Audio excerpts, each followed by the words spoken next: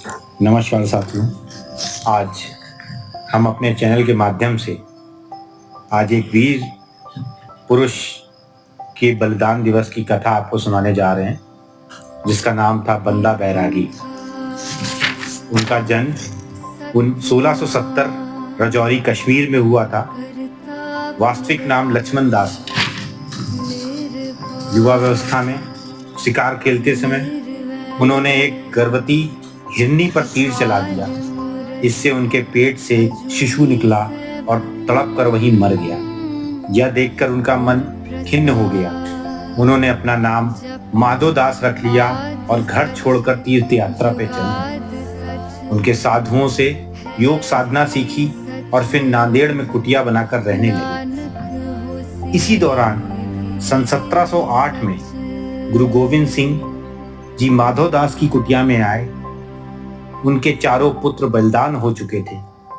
उन्होंने इस कठिन समय में माधो दास से वैराग्य छोड़कर देश में व्याप्त मुस्लिम आतंक से जूझने को कहा। इस भेंट से माधो दास का जीवन बदल गया। गुरु गोविंद सिंह जी ने उन्हें बंदा बहादुर नाम दिया। फिर 5 तीर, 1 निशान साहिब, 1 नगाड़ा और 1 हुक्मनामा देकर दोनों छोटे पुत्रों को दीवार में चिनवाने वाले सरहिंद के नवाब से बदला लेने को। बंदा हजारों सिख सैनिकों के साथ लेकर पंजाब की ओर चल दिए। उन्होंने सबसे पहले श्री गुरु तेग बहादुर जी का शीश काटने वाले जल्लाद जलालुद्दीन का सिर काटा। फिर सरहिंद के नवाब वजीर खान का वध किया। जिस हिंदू राजाओं ने मुगलों का साथ दिया था, बंदा बहादुर ने उन्हें भी नहीं छोड़ा।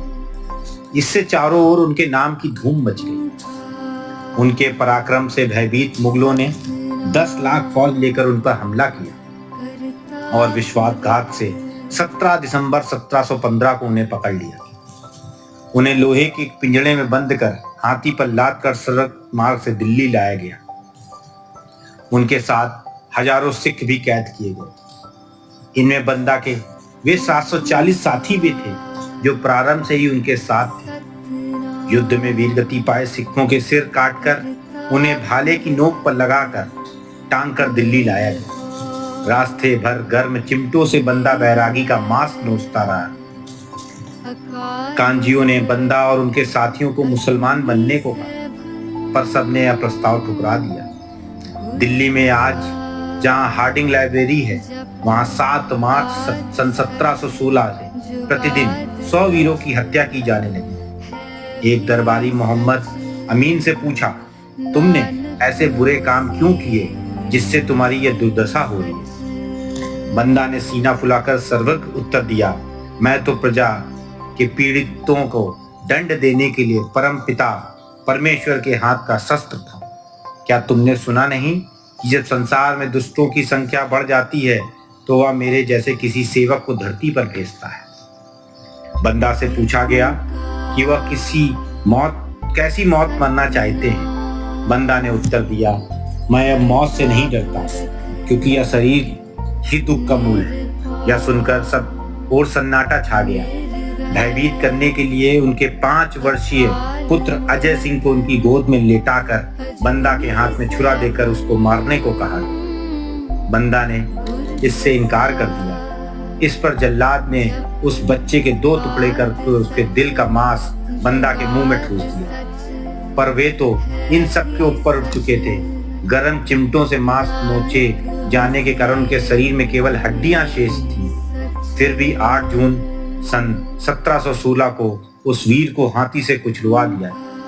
इस प्रकार बंदा वीर वैरागी अपने नाम के तीनों शब्दों को सार्थक कर बलिपथ पर चल दिए।